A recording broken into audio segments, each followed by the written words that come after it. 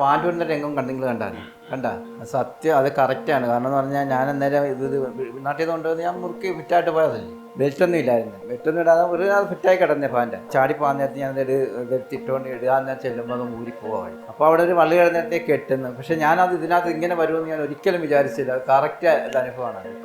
ഞാനതിനെ കരഞ്ഞു വേണം.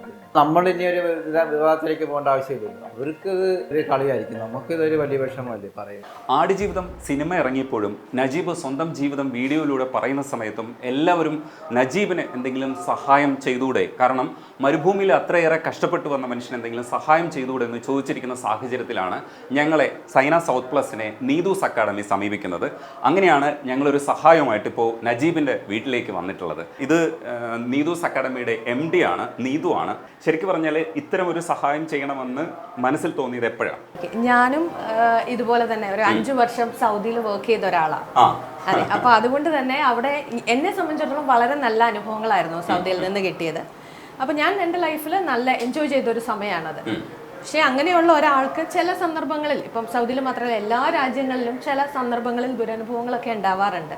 അപ്പൊ അങ്ങനെ ജീവിതത്തിൽ ഒരുപാട് ദുരനുഭവം ഉണ്ടായ ഒരു വ്യക്തി എന്ന നിലയിൽ എനിക്ക് നേരിട്ടൊന്ന് കാണണമെന്ന് തോന്നി. അതിൻ്റെ ഒരു മെയിൻ കാരണം ഞാൻ ആ മൂവി കണ്ടത് തന്നെയാണ്. ആ മൂവി കണ്ടപ്പോൾ, അതുപോലെ ആ മൂവിയുടെ പോസ്റ്റേഴ്സ് ഒക്കെ വരുന്ന സമയത്ത് ഒരുപാട് ആളുകൾ വന്ന് അതിൻ്റെ താഴെ ഈ ഒരു രീതിയിലുള്ള കമൻറ്റുകളും കാര്യങ്ങളും, റിയൽ ആയിട്ടുള്ള ആ ഒരു ലൈഫ് അനുഭവിച്ച ഒരു വ്യക്തിയെ സഹായിക്കണമെന്നിങ്ങനെ ഒരുപാട് പേര് പറയുന്നതായിട്ട് കണ്ടു. അപ്പൊ അന്നേരം തോന്നിയ ഒരു കാര്യമാണ് നേരിട്ട് വരണം, ഇക്കായെ ഒന്ന് കാണണം എന്നുള്ളത്.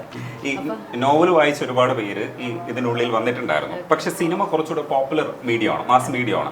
അപ്പം നോവൽ ഒരുപാട് പേര് വായിച്ചു. നമ്മൾ വിചാരിക്കാത്ത രീതിയിൽ 251 പതിപ്പ് വരെ ഇറങ്ങിയതാണ്. പക്ഷെ സിനിമ കണ്ടപ്പോൾ കുറെ കൂടെ ഹാർട്ട് ടച്ചിങ് ആയിട്ട് വന്നിട്ടുണ്ടായിരുന്നു. ഈ നോവൽ വായിച്ചിട്ടുണ്ടായിരുന്നോ? ഇല്ല, നോവൽ വായിച്ചിട്ടുണ്ടായിരുന്നു, ഞാൻ മൂവി കണ്ടതേ ഉള്ളൂ. അപ്പോൾ ഈ നോവൽ വായിച്ചും അല്ലാതെയും ഒരുപാട് പേര് വന്നിട്ടുണ്ട്. ഇപ്പൊ സിനിമ ഇറങ്ങുന്ന സമയത്ത് ഞങ്ങൾ സംസാരിച്ചിട്ടുണ്ടായിരുന്നു, നോവൽ ആഴത്തിൽ നമ്മുടെ മനസ്സിനകത്ത് വീണ് കിടപ്പുണ്ടായിരുന്നു. പക്ഷെ സിനിമ ഇറങ്ങുമ്പോൾ കുറച്ചുകൂടെ സ്പ്രെഡ് ആവും എന്ന് കരുതിയിട്ടുണ്ടായിരുന്നു. നജീബ് സിനിമ ഇറങ്ങിയ സമയത്ത് കുറച്ചുകൂടെ ആൾക്കാർ സംസാരിക്കുന്നുണ്ട്. അപ്പൊ അതൊരു സന്തോഷമുള്ള കാര്യമല്ലേ? സന്തോഷമുള്ള കാര്യമാണ്. കാരണം ലോകം മൊത്തം ഉള്ള ആൾക്കാരെല്ലാം എൻ്റെ അടുത്ത് വിളിച്ച് കാര്യങ്ങൾ സംസാരിക്കുന്നുണ്ട്. എല്ലാം നല്ല സൗഹൃദമായിട്ട് കാര്യങ്ങളൊക്കെ സംസാരിക്കുന്നുണ്ട്. നജീബിൻ്റെ ഞങ്ങളെല്ലാവരും പോയി പടങ്ങൾ കണ്ട് ജീവൻ വലിയവനായി വരും, അങ്ങനെ ഇങ്ങനെയാന്നൊക്കെ പറഞ്ഞ് ഒരുപാട്, ഒരു ദിവസം ഒരു 200 കോടിൻ്റെ മേളിൽ വരുന്നുണ്ട്. അപ്പോൾ എനിക്കത് കേൾക്കുമ്പോൾ ഭയങ്കര സന്തോഷമാണ്. കാരണം നമ്മൾ അന്ന് അത്ര അവിടെ കണ്ട് അനുഭവിച്ചെങ്കിൽ ഇന്ന് നമുക്ക് അന്നത് അനുഭവിച്ചത് കൊണ്ടായിരിക്കാം ഇത്രയുള്ള ഒരു ഇത് കിട്ടിയതൊക്കെ. ഈ ബെന്യാമിൻ സാരി കഥ എഴുതിയത് കൊണ്ട് മാത്രമാണ് പുറം ലോകം അറിയാനും എനിക്കിതുപോലുള്ള ഒരു സാഹചര്യങ്ങളൊക്കെ വരാനും. ഈ ആദ്യം സിനിമ ഇറങ്ങുന്നതിന് മുമ്പ് തന്നെ നജീബ് കണ്ടിട്ടുണ്ടായിരുന്നു?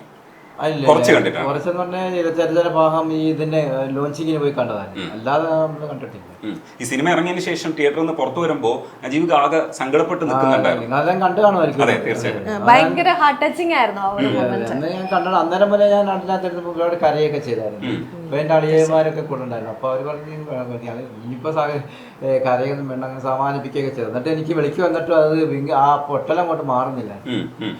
ഈ സിനിമ ഇറങ്ങിയപ്പോ എല്ലാവരും അഭിപ്രായം പറഞ്ഞത് ഇപ്പുറത്തെ വശം അധികം കാണിച്ചിട്ടില്ല എന്ന് വെച്ചാൽ സ്നേഹമൊക്കെ കാണിച്ചിട്ടുണ്ടെങ്കിലും ആ വിരഹത്തിന്റെ സമയത്ത് ഇവിടെ എന്താണ് സംഭവിച്ചതെന്ന് കാണിച്ചില്ല. മരുഭൂമിയിൽ കഷ്ടപ്പെടുന്ന സമയത്ത് എന്താണെന്ന് കാണിച്ചിട്ടുണ്ടായിരുന്നില്ല.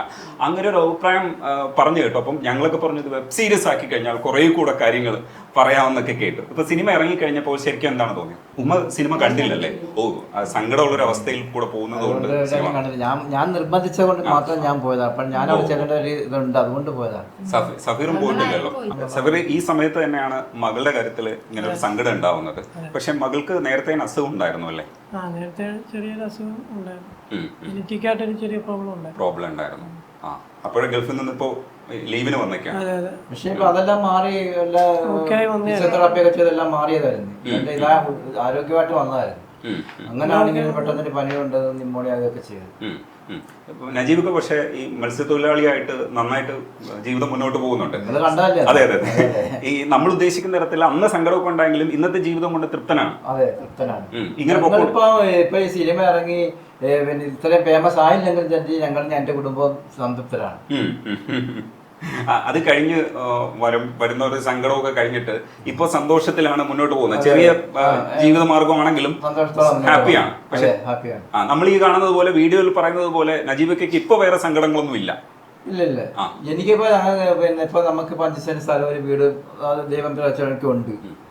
വഴിയില്ലെന്ന് മാത്രമേ ഉള്ളൂ, വേറെ ഒരു ബുദ്ധിമുട്ട് ഞങ്ങൾക്കില്ല. വഴിയിൽ ഒരു ഞങ്ങൾക്കിപ്പോ ഇതൊരു കൊട്ടാരമാണ് എന്താണ്. ആ പുറമേ നിന്ന് കാണുമ്പോഴത്തേക്ക് എല്ലാവർക്കും ചെറിയ വീടും സൗകര്യങ്ങളും പിന്നെ മത്സ്യത്തൊഴിലാളിയാണെന്നൊക്കെ ഉള്ളത്. അത് നജീബിക്കയുടെ ജീവിതമാണ്. ആ ജീവിതത്തെ നമ്മൾ അങ്ങനെയാണ് മനസ്സിലാക്കേണ്ടത് എന്നാണ് ഞാനും ഈ കമന്റ്സ് ഒക്കെ എഴുതുന്നവരോട് പറയാനുള്ളത്. അതാണ് നജീബിക്കയുടെ ജീവിതം നജീബിക്ക സന്തോഷത്തോടുകൂടി ജീവിക്കുകയാണെന്നുള്ളതാണ് മനസ്സിലാക്കുന്നത്. പക്ഷെ നജീബിക്കയ്ക്ക് സഹായം ചെയ്യണമെന്ന് നമ്മുടെ മനസ്സിനകത്ത് തോന്നും. അത് റിയലുമാണ്, അങ്ങനെ സഹായിക്കേണ്ടതുണ്ട്. അതുകൊണ്ടാണ് നീതൂസ് ഇവിടെ എത്തിക്കുന്നതെന്നാണ് ഞാൻ മനസ്സിലാക്കുന്നത്. പക്ഷെ ഞങ്ങളുടെ കുടുംബം ആരും ഞങ്ങൾ സഹായം ചോദിച്ചിട്ടില്ല. പിന്നെ എന്റെ കൂടെ ജോലി ചെയ്യുന്നവരും മറ്റുള്ളവരൊക്കെ പുറത്തുനിന്നുള്ള ആൾക്കാരാണ് പറയുന്നത് എന്റെ അനുഭവങ്ങളെ കുറിച്ചൊക്കെ ഇപ്പോഴും അവരൊക്കെ പറഞ്ഞാണ് ഇങ്ങനെ ഇതൊക്കെ നിങ്ങൾക്ക് കേട്ടിട്ടുണ്ടല്ലോ. അത് നമ്മൾ മീനാക്ഷി വഴി പരിപാടി പങ്കെടുക്കാൻ വന്ന നമ്മുടെ പിള്ളേരൊക്കെ പറയുന്നേക്ക്. അല്ലാതെ നമ്മൾ ഇതുപോലെ ഞാനിങ്ങനെ ഇവിടെ എനിക്ക് വീടില്ല, എനിക്ക് വഴിയില്ലെന്നും ഞാൻ അടുത്തും പറഞ്ഞിട്ടില്ല. പക്ഷെ വഴിയില്ലെന്നൊരു വാസ്തവമാണ്. അത് കാണുന്നവർക്ക് അറിയാൻ പറ്റും. പക്ഷെ ഞാനിപ്പോ ഈ കഥ പറഞ്ഞു കൊടുത്തിട്ട് ഞാൻ സാറ് കഥ എഴുതി. ഇപ്പൊ അതിനിപ്പം അത് ഓരോരുത്തരിങ്ങനെ വേറെ രീതിയിലൊക്കെ ഓരോ ഇതൊക്കെ ആയിട്ട് വരുന്നുണ്ട്. അവർക്ക് എന്തെങ്കിലും പ്രയോജനം ഉണ്ടെങ്കിൽ നടക്കട്ടെ എന്നാണ് നമ്മളെ ആഗ്രഹം. ഈ വിവാദങ്ങളൊക്കെ വരുമ്പോഴത്തേക്ക് സങ്കടം ഉണ്ടാക്കുന്നുണ്ടെങ്കിലും ആരോടും ഒന്നും ദേഷ്യമൊന്നുമില്ല. ഒന്നുമില്ല. അവർക്ക് എന്തെങ്കിലും മെച്ചം വരണമെങ്കിൽ മെച്ചം വരട്ടെ, അല്ലാതെ നമുക്ക് അതുകൊണ്ട് ഒന്നുമില്ല. നമുക്ക് ലക്ഷക്കണക്കിന് കോടിക്കണക്കിന് ആൾക്കാർ നമ്മളെ സ്നേഹിക്കുന്നുണ്ട്. അപ്പൊ നമുക്കത് മതി. സിനിമ കണ്ടവരെല്ലാവരും എന്നെ വിളിച്ചിട്ടുണ്ട്. ഒരു 30% ആൾക്കാരും വിളിച്ചിട്ടുണ്ട്. ഫോൺ എടുക്കാൻ സമയമില്ല, ഇങ്ങനെ മിനിറ്റ് സെക്കൻഡ് ഇങ്ങനെ വന്നുകൊണ്ടിരിക്കുകയാണ്. ഞങ്ങൾ പണം കണ്ട് ജീവിക്കാൻ ആരെയും നേരം ഓർക്കുമായിരുന്നു എന്നൊക്കെ പറഞ്ഞ് നല്ല നല്ല കമന്റുകളൊക്കെ എല്ലാവരും തരുന്നത്. നജീബിക്കയ്ക്ക് ശരിക്കും ബെന്യാമിൻ സാർ പറയുന്നത് നജീബിക്കയ്ക്ക് ഇത് കൃത്യമായിട്ട് പറഞ്ഞു കൊടുക്കാൻ അറിഞ്ഞുകൂടാത്തോണ്ടാണ് കുഴപ്പം. ഇത് നോവലാണ്, ഇതെന്റെ ജീവിതം ഇതേപോലെ പകർത്തിയതല്ല, ഇത് സിനിമയാണ്, സിനിമയിൽ അതേപോലെ ജീവിതം പകർത്തിയതല്ല എന്ന് പറഞ്ഞു കൊടുക്കാനുള്ളൊരു. അതെ ശരി. അത് നമ്മള് നമ്മുടെ സത്യസന്ധത എങ്ങനെ പറയുന്നു. ഇപ്പൊ ഞാൻ അങ്ങനെ പറയുന്നുണ്ട്. കാരണം നമ്മൾ ഇനി ഒരു വിവാദത്തിലേക്ക് പോകേണ്ട ആവശ്യമില്ലല്ലോ. അവർക്ക് ഒരു കളിയായിരിക്കും, നമുക്കിതൊരു വലിയ വിഷമമല്ലേ പറയും. ഇവർക്കെല്ലാം മനസ്സിലാക്കേണ്ടതെന്ന് പറഞ്ഞാൽ അവിടെ 1 മണിക്കൂറേ ഞാനവിടെ ജോലി ചെയ്തിട്ടുള്ളതെന്ന് വെച്ചു. പക്ഷെ ആ 1 മണിക്കൂറിന്റെ അവസ്ഥയെക്കുറിച്ച് ഇവർക്ക് ചിന്തിച്ചാൽ പോരെ പറയുന്നത്. ഒരു മരുഭൂമിയിൽ ഒറ്റയ്ക്ക് അല്ല ഒരു ദിവസം ഞാനവിടെ ജീവിച്ച ആ ജീവിതം പറഞ്ഞാൽ പോലും. ഇപ്പൊ കോടിക്കണക്കിന് ആൾക്കാരുടെ കൂടെ ചിലപ്പോൾ എനിക്ക് മാത്രമേ സംഭവിച്ച് കാണത്തുള്ളൂ. അത് ഏറ്റവും നല്ല രാജ്യമാണ്, നല്ല ആൾക്കാരുമാണ്. പക്ഷേ നമ്മുടെ രാജ്യത്തുണ്ടല്ലോ ഈ ഒരാളൊക്കെ ഇതുപോലത്തേക്ക്. അത് അവിടുത്തെ ഗവൺമെൻറ്റിൻ്റെ ഒന്നും കുറ്റമല്ല. എന്നേക്ക് ആ വണ്ടിക്കകത്ത് ഇങ്ങനെ തൊടാനുള്ള ഒരു ഇതില്ല. അതേപോലത്തെ ഒരു നല്ല ഒരു മനുഷ്യൻ എന്ന് പറഞ്ഞാൽ അവിടുത്തെ വലിയൊരു ഉദ്യോഗസ്ഥനാണ് എൻ്റെ ധാരണ. ആ വണ്ടിയിലൊന്നും നമുക്ക് തൊടാൻ പോലുള്ള ഇതില്ല. ആ പുള്ളി എന്നെ അതിൽ നിന്ന് കയറ്റിക്കൊണ്ട് ഇത്രയും മണിക്കൂർ ദൂരത്തിൽ പോയി എന്നെ ചെക്ക് പോസ്റ്റ് കഴിച്ച് എന്നെ കൊണ്ടുപോയി അവിടെ ഇന്ന് റിയാദ് പറ്റിയെന്ന് പറഞ്ഞ് അവിടെ കൊണ്ട് വിട്ട് തന്നപ്പം അപ്പോൾ അത്രയ്ക്ക് നല്ലൊരു അനുഭവം. പിന്നെ എനിക്ക് എല്ലാം വന്നേല്ല. ഇങ്ങനെ ഓടിപ്പോകാൻ വേണ്ടി ആ പാൻറ്റൂരിൻ്റെ രംഗം കണ്ട സത്യം. അത് കറക്റ്റാണ്. കാരണം എന്ന് പറഞ്ഞാൽ ഞാൻ അന്നേരം ഇത് നാട്ടിൽ നിന്ന് കൊണ്ടുവന്ന് ഞാൻ മുറുക്കി ഫിറ്റായിട്ട് പോയതല്ലേ. ബെൽറ്റൊന്നും ഇല്ലായിരുന്നില്ല അന്ന്. ബെൽറ്റൊന്നും ഇടാതെ അത് ഫിറ്റായി കിടന്നേ ഫാൻ്റെ. അപ്പം ചാടിപ്പോകാൻ നേരത്ത് ഞാനത് എടുത്തിട്ടുകൊണ്ട് ഇടാൻ ചെല്ലുമ്പോൾ അത് ഊരി പോവാ വഴി. അപ്പോൾ അവിടെ ഒരു വള്ളി കിടന്നേരത്തേക്ക് കെട്ടുന്നു. പക്ഷേ ഞാനത് ഇതിനകത്ത് ഇങ്ങനെ വരുമെന്ന് ഞാൻ ഒരിക്കലും വിചാരിച്ചില്ല. അത് കറക്റ്റ് ഇത് അനുഭവമാണ്. അത് ഞാനതിനെ കരഞ്ഞു പോകാൻ അതിന്. അതേ അന്നേരം കണ്ട ആ കോലം കണ്ട അന്നേരത്ത് അതേ കോലം തന്നെയാണ്. ഇവരാരും തെറ്റഭിപ്രായം പറഞ്ഞിട്ടില്ല. ഇത് പടം കണ്ടവരാണ്. ഇങ്ങനെയൊക്കെ വിവാദങ്ങളൊക്കെ വരുന്ന ഒരു സൈഡിൽ കൂടെ അങ്ങ് പോകും. പക്ഷെ സിനിമയിലെ കഥ വന്നപ്പോൾ നജീബിക്ക ആടുമായിട്ടുള്ള നമ്മുടെ ഒരു സ്നേഹവും കാര്യങ്ങളും അവർക്കിട്ട പേരുകൾ ഇതൊക്കെ വന്നിട്ടില്ല എന്ന് പല പ്രേക്ഷകർക്കും അദ്ദേഹം നോവൽ വായിച്ചപ്പോൾ ആഗ്രഹം. അതിനകത്ത് എഴുതിയേക്കനുസരിച്ച് ഒരു 5 മണിക്കൂർ വരേണ്ടി വരും ഈ പടം. അതുകൊണ്ടാണ് അവര് കുറച്ചാക്കി എടുത്തിരിക്കുന്നത്. 3 മണിക്കൂർ എന്നിട്ടും ഉണ്ടല്ലോ ഇത്. പക്ഷെ ആ മരുഭൂമിയിലെ ജീവിതം കുറച്ചുകൂടെ കാര്യമായിട്ട് പറഞ്ഞിട്ടുണ്ട്. അപ്പൊ പക്ഷേ ഈ പറയുന്ന അവിടെ നമ്മള് ആടുകളോ സ്നേഹത്തിൽ നമ്മളൊരു പേരൊക്കെ ഇട്ട് വിളിച്ചിട്ടുണ്ട്.